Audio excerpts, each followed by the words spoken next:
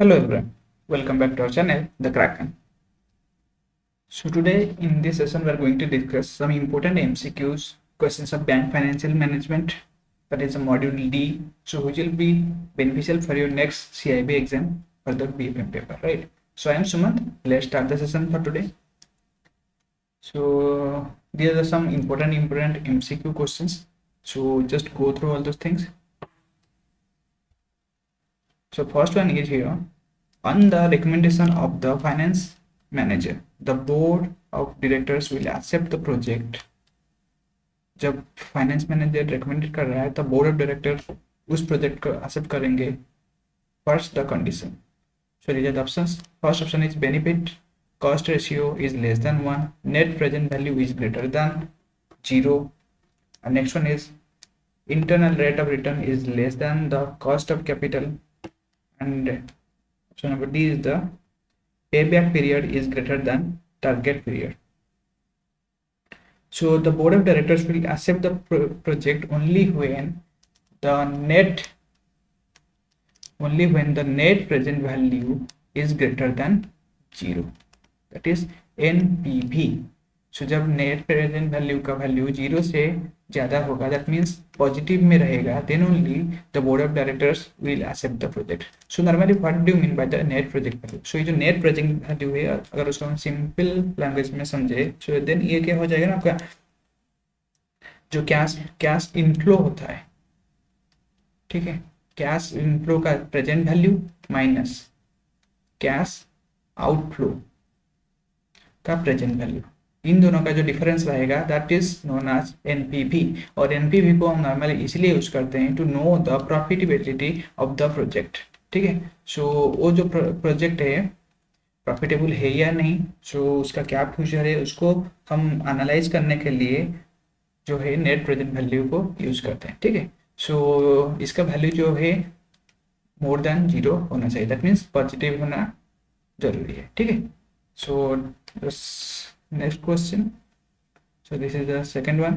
Identify from the following statements one statement which is not concerning to the market analysis, right? So these are the options. That means here the question is about which is not concerning about the market analysis. That means one option will be not related to the market analysis. एक option होगा जो market analysis के related नहीं होगा, और जो तीनों option है वो मार्केट एनालिसिस के साथ रिलेटेड है. सो यहाँ पर देखिए फर्स्ट ऑप्शन है production possibilities and constants. So production का जो पॉसिबिलिटीज है वो हमारा मार्केट एनालिसिस के साथ ही रहेगा, क्योंकि मार्केट के एनालिसिस के साथ ही हम प्रोडक्शन को अकॉर्डिंगली हम कंटिन्यू करेंगे. नेक्स्ट है consumer behaviour, intention, motivations, attitudes, preferences and requirements. Obviously जो भी कंज्यूमर का बिहेवियर रहेगा, कंज्यूमर का क्या चाहता है, उनका क्या प्रेफरेंसेस है, उसके अकॉर्डिंगली वो हमें कैसे पता चलेगा, जब हम मार्केट को एनालिसिस करेंगे, एक ग्रुप ऑफ कंज्यूमर जो है एक बेस लेंगे एंड उसको एनालिसिस करेंगे, तभी हमें पता चल जाएगा. सो ये भी रिलेटेड है. नेक्स्ट है extent of competition and market share. Obviously market analysis मतलब इसके साथ भी कंज्यूमर के साथ साथ हमें ये भी जानना है कि मार्केट के अंदर हमारा और कोई कितने कॉम्पिटिटर्स है, मतलब हमारा सेम लेवल का प्रोडक्ट क्या है, उनका क्या पॉपुलैरिटी चल रहा है, उनका कैसे वो मार्केट को अडेप्ट करके रखे हैं. सो उसको भी एनालिसिस हमारा मार्केट एनालिसिस से रिलेटेड हो रहा है. दैट मीन्स ये भी है और ये भी रिलेटेड है. नेक्स्ट है suitability of the production process. So देखिए suitability of the production process ये आपका प्रोडक्शन रिलेटेड हो गया. सो इसका जो मार्केट के साथ कोई रिलेशन है ही नहीं.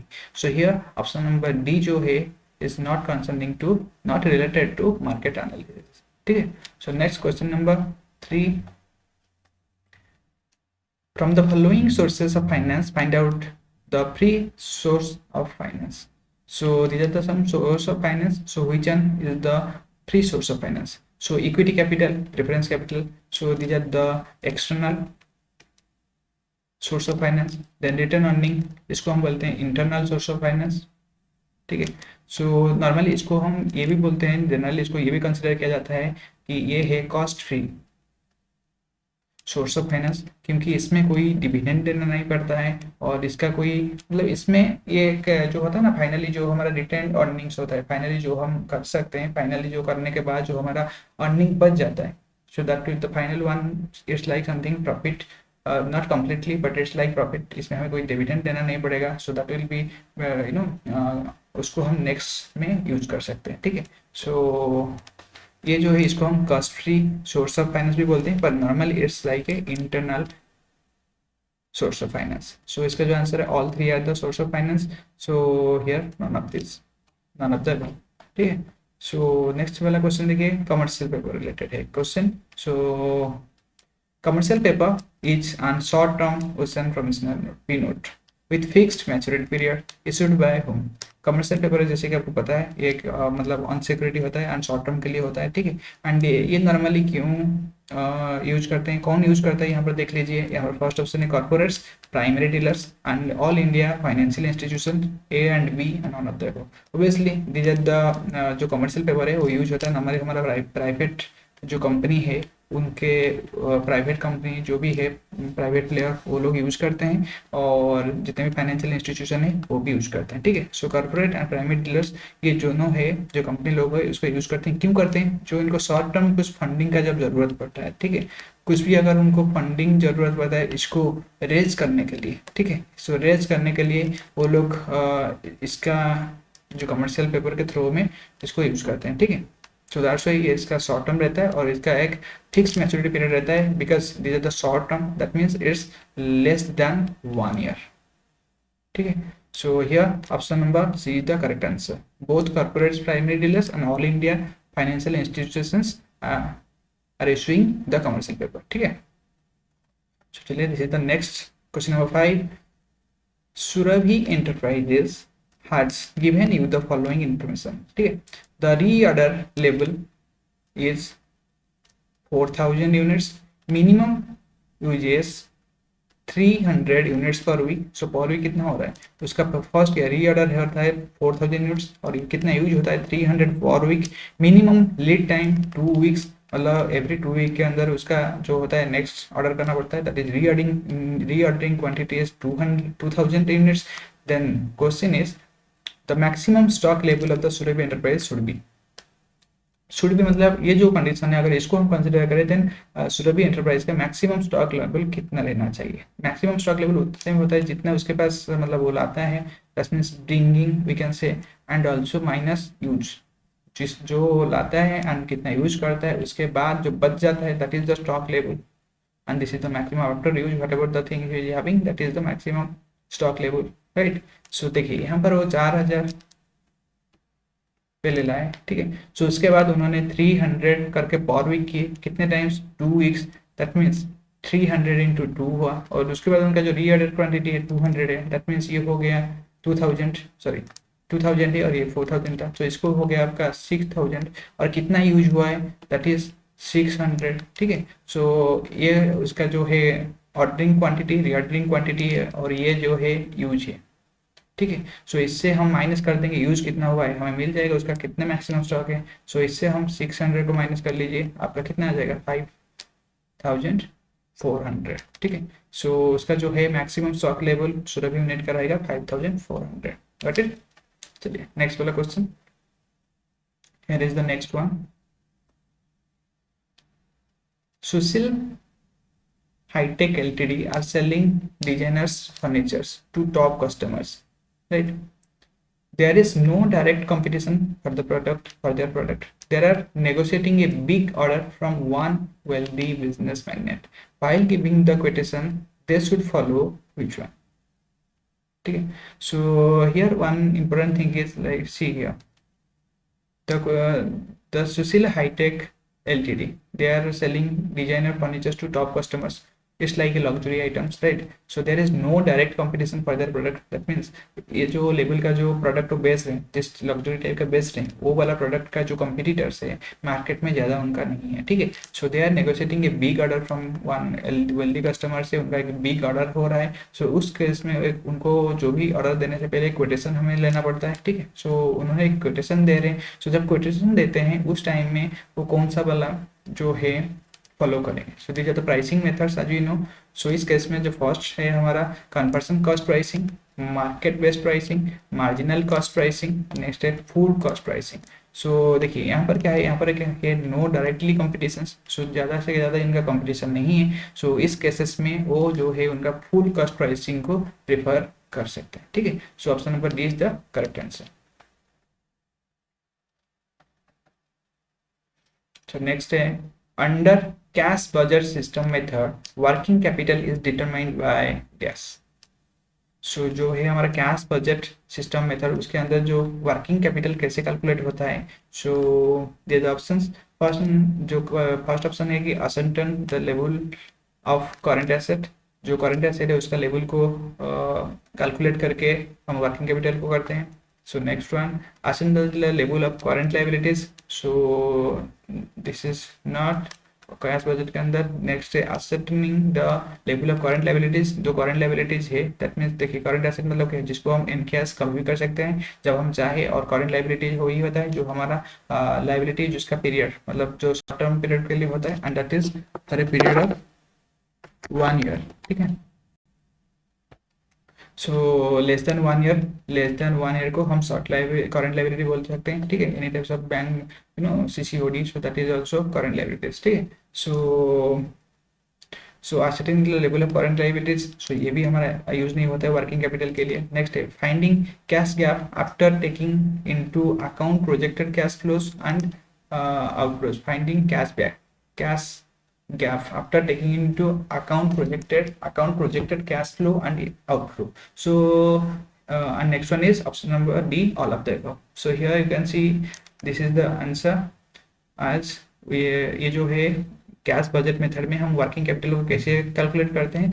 जो है हमारा कैश इनफ्लो रहेगा, projected cash inflow and projected cash outflow, जो इनफ्लो हो गया एंड आउटफ्लो हो गया, उसके बाद जितना गैप रह गया उसके अकॉर्डिंगली हम जो वर्किंग कैपिटल को कैलकुलेट करते हैं। उसके अकॉर्डिंगली हम देखेंगे कि हमारा कितना वर्किंग कैपिटल नीडेड है उस कैश गैप को भरपाई जो होते हैं फुलफिल रिफिल करने के लिए, ठीक है। So here option number C is the correct answer, ठीक है।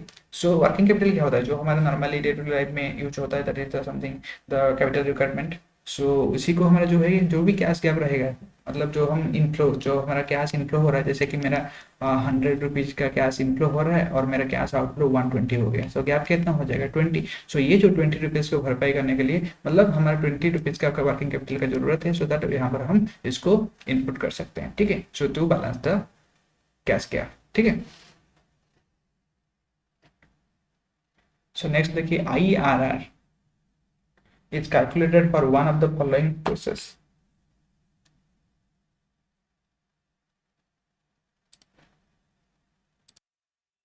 Okay, so IRR is calculated for one of the following process. So IRR का हमारा क्या होता है, that is internal rate of return, ठीक है, internal rate of return होता है।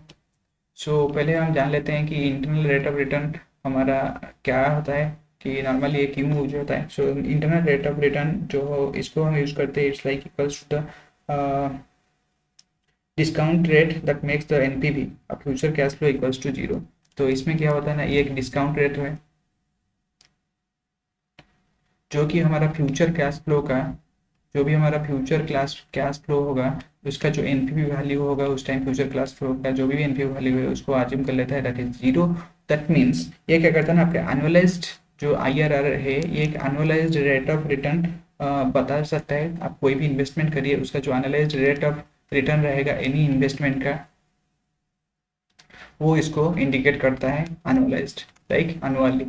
सो यहाँ पर देखिए, सो यहाँ पर क्या है ना, फ्यूचर जो कैश फ्लो होगा जो भी उसका एनपीवी वैल्यू रहेगा फ्यूचर में, उसको वो क्या कर लेता है ना, आपका इक्वल टू 0 कर देता है, ठीक है। ये वाला वेरी इंपॉर्टेंट है कि एनपीवी जो future NPV of future cash flow को ये 0 में ले लेता है, that is it's like equals to one type of, we can say IR is also equal to one type of discount rate, ठीक है। सो इसमें calculated for one of the following purposes, जो IRR होता है किस purpose के लिए हम नॉर्मली इसको यूज करते हैं या कैलकुलेट करते हैं। First working capital finance, pre settlement finance, project finance and post shipment finance. ठीक है, सी एक जो है प्रोजेक्ट का उसका इन्वेस्टमेंट में हमारा कितना रिटर्न्स मिलेगा, वर्किंग कैपिटल तो ऑब्वियसली नहीं है, प्री शिपमेंट भी नहीं है, एंड प्रोजेक्ट जो भी हमारा फ्यूचर इन्वेस्टमेंट रहेगा किसमें, एक प्रोजेक्ट फाइनेंस में हमारा रहता है। ठीक है, सो उस केस में हमारा कितना एनुअलाइज रिटर्न्स रहेगा और उसके बारे में हमें जो बता देता है हमारा IRR। सो ये जो होता है IRR हम जो कैलकुलेट करते हैं for the purpose of project finance. ठीक है, so that means a particular हम प्रोजेक्ट को जो फाइनेंस करते हैं ओवरऑल, सो उस केस में हम IRR को कैलकुलेट करते हैं। ठीक है, so option number C is the correct answer.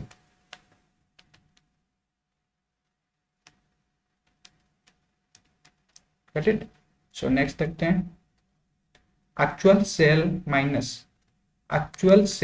Minus break even sale means जो भी हमारा सेल है वो एक्चुअल एंड उसका जो है सेल रहेगा हमारा ब्रेक इवन, उसको अगर ये जो है क्या डिफाइन करता है। First option is profit and sales, margin of safety of sales, loss on sales, sales at which no profit and no loss is resulted. So ये तो रहा आपका ब्रेक इवन सेल। सो ये देखिए नॉर्मली क्या होता है, ये जो एक्चुअल से अगर हम ब्रेक इवन को माइनस करेंगे तो हमारा क्या मिल जाएगा, that is the margin of safety of sales. ठीक है, so option number B is the correct answer. और ये profit on sales, loss on sales हम कैसे कैलकुलेट करें, जो एक्चुअल से हम जो भी हम एक्चुअल सेल किए थे, और एक्चुअल से मतलब जो जिससे हम लाए थे उसको, जैसे एक प्रीवियस रहा, यहाँ पर हम प्रीवियसली इसको कुछ लिए और उसको हम फ्यूचर में उसको जैसे कि 1 में लिए और 2 में बेचे। सो यहाँ पर आपका प्रॉफिट एंड लॉस आप दे सकते हैं, पर यहाँ पर ब्रेक इवन के साथ जब हम कंपेयर कर लेते हैं, we are calculating this for the calculation of margin of safety of sales. ठीक है, सो कितना मार्जिन में हमें वो जो सेल्स हुआ है उसको हम इजीली यहाँ से डिफाइन कर सकते हैं। ठीक है, so this is margin of safety of sales.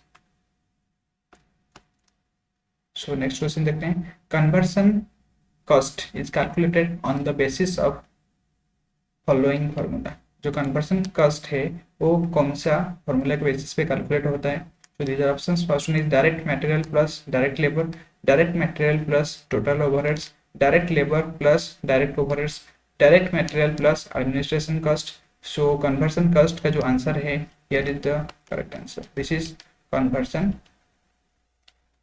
cost. That means conversion cost का वैल्यू क्या हो गया, जो होता है हमारा direct labour plus direct overheads. ठीक है, सो ये रहा हमारा conversion cost. So option number C is the correct answer.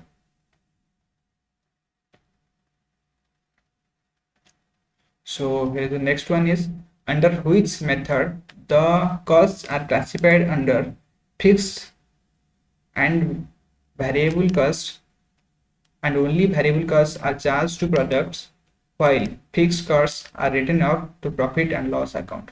सो कौन सा एक मेथड है जिसमें जो कॉस्ट होता है वो दो में डिवाइड हो जाता है, that is fixed and variable cost में। एंड जो वेरिएबल कॉस्ट रहता है वो क्या होता है ना, प्रोडक्ट से जो भी वेरिएबल कॉस्ट है, दैट मीन्स जो भी प्रोडक्ट रहेगा उसके साथ जो कॉस्ट रिलेटेड होगा that is VC, variable cost link हो जाएगा। एंड जो फिक्स्ड कॉस्ट है, जो भी फिक्स्ड कॉस्ट है वो हमारा जो प्रॉफिट एंड लॉस अकाउंट है वहाँ पर उसको रिटर्न अप किया जाता है। ठीक है, रिटर्न अप मतलब जो भी फिक्स्ड कॉस्ट है वहाँ पर उसको एडजस्ट किया जाता है। So that's not calculated to, that's not related to the products. ठीक है, सो नॉर्मली हम यहाँ पर जो वेरिएबल कॉस्ट है उसको ही कंसिडर करते हैं for the charging of the products. So कौन सा वाला मेथड है जिसमें ये वाला प्रोसेस हम यूज करते हैं, so the correct answer is marginal costing. So marginal costing में हमारा क्या होता है, जो होता है हमारा variable and fixed cost. So fixed cost को हम प्रॉफिट एंड लॉस अकाउंट के साथ यहाँ पर राइटिंग अप कर देते हैं। एंड जो इंपॉर्टेंट चीज़ है मार्जिनल कॉस्टिंग में हम क्या करते हैं, जो प्रोडक्ट का जो चार्जिंग होगा that's based on the variable cost. ठीक है, सो नेक्स्ट क्वेश्चन देखते हैं, the following statements are pertaining to letter credit. One of the following statements is wrong. Choose the wrong statement. So इसमें से कुछ सेंटेंस है that is related to letter of credit LC। So इसका एक session है जो previous में हमने अपलोड किया है, आप उसको रेफर कर सकते हैं। एंड कुछ LC रिलेटेड क्वेश्चन का भी एक MCQ है। ठीक है, so just refer all the previous videos as well. चलिए इसको पहले देख लेते हैं। So one of the sentence which is wrong. So यहाँ पर जो है सेंटेंस में some sentence are also related to LC, एक सेंटेंस है जो कि रॉन्ग है। सो यहाँ पर देख लेते हैं, all letter of credits in India related to foreign trades are subjected to provision of uniform customer practices of documentary credits.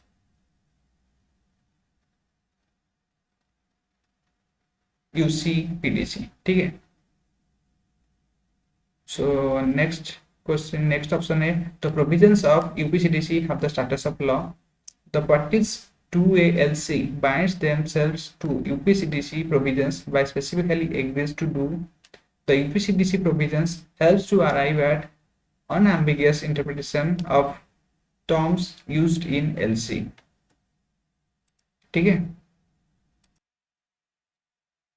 सो यहाँ पर जो करेक्ट आंसर है, यहाँ पर देखिए जो भी एलसी है वो हमारा नॉर्मली जो यूसीपीडीसी के अकॉर्डिंगली होता है। So this is the correct one. So यहाँ पर हम देख सकते हैं द पार्टीज ऑफ एलसी, जो भी पार्टीज ऑफ एलसी रहेंगे उनको अकॉर्डिंगली यूसीपीडीसी के अकॉर्डिंगली प्रोविजन के अकॉर्डिंगली उनको करना पड़ेगा। So this is also true. The UCPDC provisions helps to arrive at unambiguous interpretation of terms use in LC. जो भी टर्म्स होता है एलसी में यूज होता है that's based on the UCPDC provision. So ये भी ट्रू है। सो जो यहाँ पर है ऑप्शन नंबर बी, यहाँ पर देखिए the provisions of UPCDC have the status of law. So जो प्रोविजंस रहे यूसीपीडीसी के अंदर उसको जो है वो स्टेटस ऑफ लॉ उसका नहीं होता है, ठीक है। So this is the correct answer because यहाँ पर हमें पूछा गया कि which is wrong. So next one देखिए which of the following is not part of working capital management. So यहाँ पर कौन सा है जो कि वर्किंग कैपिटल मैनेजमेंट में एक पार्ट नहीं होता है। So first one is credit period to buyers. So obviously उसमें जो भी हम वर्किंग कैपिटल मैनेजमेंट करते हैं वहाँ पर क्रेडिट पीरियड टू बायर मिलता ही है। So proportion of current asset to be financed by long term debts. So यहाँ पर जो है current assets to be financed by long term debts, obviously जो भी हमारा करंट एसेट्स है उसको फाइनेंस करने के लिए उसके लिए हम लॉन्ग टर्म डेब्ट्स भी आवेदन करते हैं। सो ये भी हमारा जो एक वर्किंग कैपिटल फाइनेंस है, ठीक है।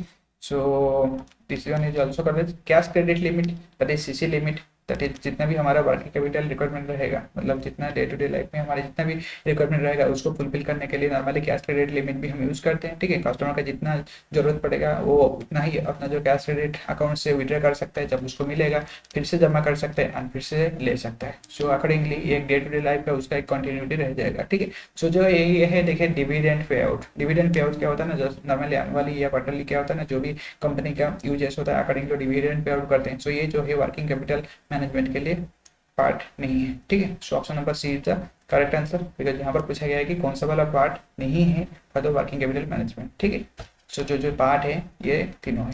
सो नेक्स्ट क्वेश्चन का देखते हैं। In an operating cycle which of the following is not there. जो एक ऑपरेटिंग साइकिल रहता है उसमें कौन सा वाला पार्ट नहीं होता है। देखिए acquisition of raw material obviously operating cycle में रहता ही है।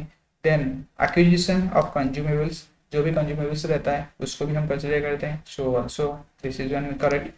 Conversion of raw material into work in progress. So ये भी एक प्रोसेस है ऑपरेटिंग साइकिल्स में। जो भी हम रॉ मटेरियल आते हैं उसको हम वर्क इन प्रोग्रेस करते हैं, उसके बाद हमारा फर्निश्ड रूप में होता है, ठीक है। फर्निश्ड जो होता है प्रोडक्ट में उसमें हम कन्वर्ट करते हैं। So acquisition of power, so ये जो है this is not part of the operating cycle. So option number B is the correct answer.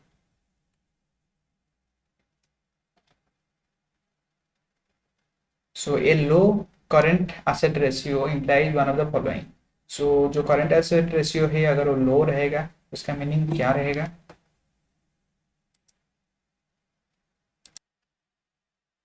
सो यहाँ पर देख सकते हैं कि हमारा जो है that is this one A low current asset ratio. जब करंट एसेट रेशियो का अगर लो रहता है वो क्या इंप्लाइज करता है।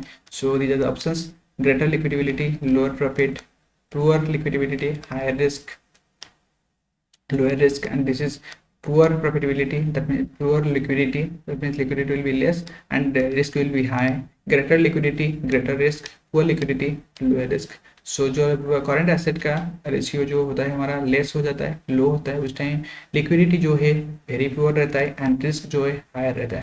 क्योंकि देखिए अगर हम करंट रेशियो के बारे में बात कर ले इसका मतलब क्या होता है, जो करंट एसेट होता है एंड करंट लायबिलिटी होता है और इसका जो वैल्यू है दैट इज 2:1 होना चाहिए। दैट मीन्स करंट एसेट जो है हमारा 2 हो जाना चाहिए एंड करंट लायबिलिटी जो है दैट इज 1 होना चाहिए। Then only it will be a ideal current ratio. और अगर ये वाला अगर लेस हो गया, ठीक है, जैसे कि यहाँ पर 2:1 होना चाहिए, अगर ये लेस हो गया मतलब हमारा लायबिलिटी पार्ट जितना ज़्यादा होगा।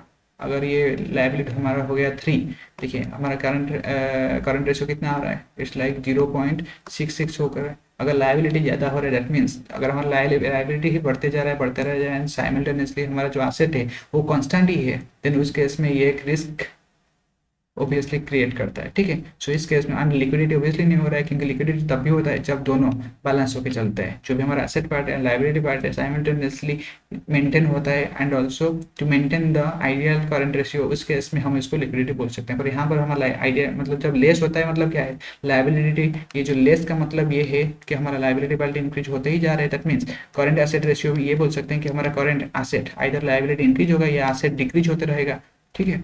तो अगर एसेट डिक्रीज भी होगा तो हमारा जो है करंट रेशियो वो भी हमारा डिक्रीज हो जाएगा, ठीक है। सो जैसे कि यहाँ पर 2 था, आप करंट एसेट को कर लीजिएगा 0.5, तो वैल्यू डिक्रीज हो गया ना करंट रेशियो। सो यहाँ पर भी करंट एसेट जो है उसको प्रॉपर्ली मैनेज करना चाहिए। सो ये जो होता है हमारा लिक्विडिटी वेरी लो वर इंडिकेट करता है, एंड साइमल्टेनियसली ये क्रिएट करता है that is the higher risk. So option number B is the correct answer. So next question देखिए, financing temporary current assets with short term finance.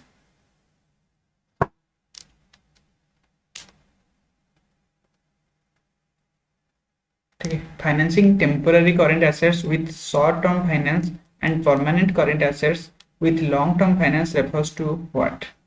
ठीक है, so देखिए financing temporary current assets with short term finance, जो भी हमारा current asset रहे temporary वाला उसको हम शॉर्ट टर्म फाइनेंस के साथ कर रहे हैं, एंड जो भी हमारा परमानेंट करंट एसेट है उसको हम लॉन्ग टर्म फाइनेंस कर रहे हैं। सो ये किसके केस में होता है, ये होता है हमारा मैचिंग अप्रोच के साथ। जो शॉर्ट टर्म है, जो टेम्पररी वाला है उसके लिए हम शॉर्ट टर्म करते हैं सो दैट ये शॉर्ट टर्म के लिए मैनेज हो जाएगा, जो परमानेंटली है उसके लिए हम लॉन्ग टर्म करते हैं so that we can also take care of those permanent and useful current assets. ठीक है, सो यहाँ पर हम जो भी यूज है उसके अकॉर्डिंगली हम मैच करके हम जो है फाइनेंस को अरेंजमेंट करते हैं। So that's why here useful first one is matching approach. Option number is the correct answer. So is the next one, which of the following is not a risk involved in carrying inventory। ठीक है, सो which one is not a risk, कौन सा एक जो भी हम कोई भी इन्वेंटरी को कैरी करते हैं उस केस में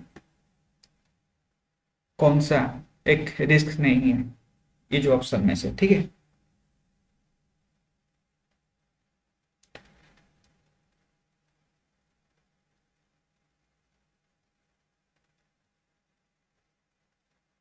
so involve in carrying inventory, यहाँ पर ये ऑप्शन सब देख सकते हैं। जो हमारा इन्वेंटरी नॉर्मली क्या होता है, इन्वेंटरी हमारा जो भी हमारा आइटम्स है, गुड्स है और जो भी मटेरियल्स है उसको रेफर किया जाता है, एंड जिसको जो भी मतलब जो भी हमारा इन्वेंटरी जैसे कि एक बिजनेस कर रहा है, ठीक है, सो उसके पास जितना भी मशीनरी है और जितना भी उसके पास गुड्स है, यार हम बोल सकते हैं मशीनरी, यहाँ पर बोल सकते हैं goods.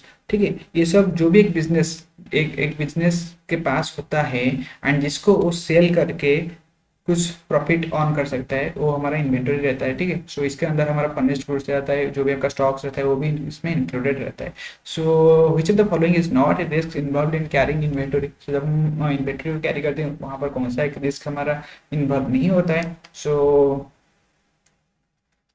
here obviously obsolescence of the product, physical, these are the obsolescence of the product, so ये वाला एक रिस्क इसके साथ इन्वॉल्व है। ठीक है, so next one is physical deterioration of the in the good, क्योंकि अगर हम इन्वेंटरी को अपने पास प्रिजर्व करके रखेंगे सो उसका यूज थोड़े देर के बाद ही होगा, सो उसका जो है क्वालिटी वो भी डिक्रीज हो सकता है। So this one is also another one type of risk. Price fluctuation in the product, see अगर हमने पहले से ही इन्वेंटरी को ले लिए देन उसका जितना भी प्राइस फ्लक्चुएशन हो और हमारे पास तो है ना ऑलरेडी, सो हम उसके अकॉर्डिंगली उसको कर सकते हैं। सो प्राइस फ्लक्चुएशन हमारा ज़्यादा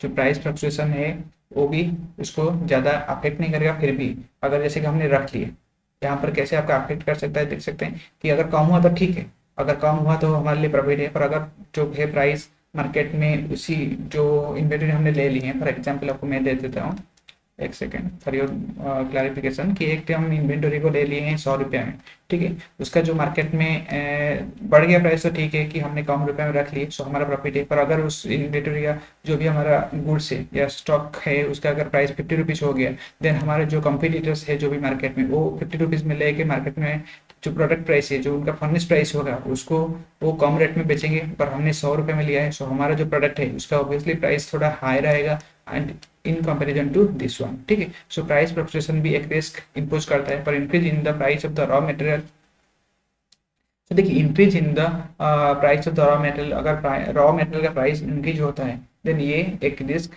इसके साथ हमारा इन्वॉल्व नहीं है, क्योंकि हमने ऑलरेडी इन्वेंटरी रख लिए हैं रॉ मटेरियल का। सो दैट मीन्स अगर इंक्रीज भी होता है वो हमारा बिजनेस को अफेक्ट नहीं करेगा, ठीक है। सो ये this one is not a risk involve in carrying inventory. So अगर हम इन्वेंटरी को कैरी करते हैं तो इसमें अगर जो भी रॉ मटेरियल भी इंक्लूडेड होगा वो उसका अगर प्राइस इंक्रीज भी हो जाता है ऑलरेडी हमारे पास है, सो हमारे लिए ज़्यादा कोई रिस्क का बात नहीं है, ठीक है।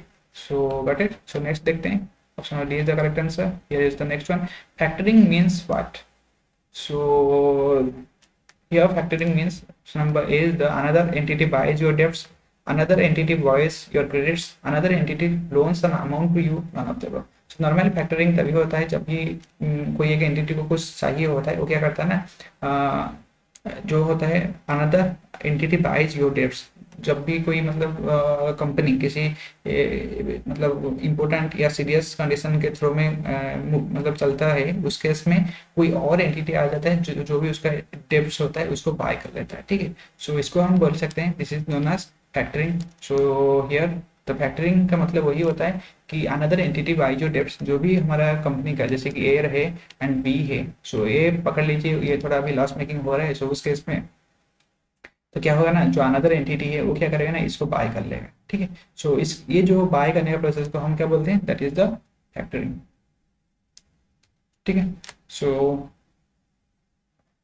these are the some important MCQs related to the BFM. So hopefully this is useful for your preparation, and if you like this then do like and subscribe for getting more updates related to the preparation. And we are also publishing more and more case studies, right? As we know in the CIV exams, the case study, every topic from starting from easy to difficult topic, now there's IABF is asking only case studies, right? So simultaneously I'm also trying to make you understand some basic concepts, so that it will be helpful for you to understand the things, right? So just do like, share and subscribe the channel, so that we will get to know that you guys are also interested to learn the things, and also interested to get some more and more contents from like whatever we are providing you. And I'll also get motivated by knowing that you guys are also interesting, and also this will be something challenging for me, that I will also bring some more and more contents for the preparation, ठीक है। So चलिए फिर मिलते हैं एक new session में, तब तक के लिए अपना ख्याल रखिए and just keep learning. Thank you.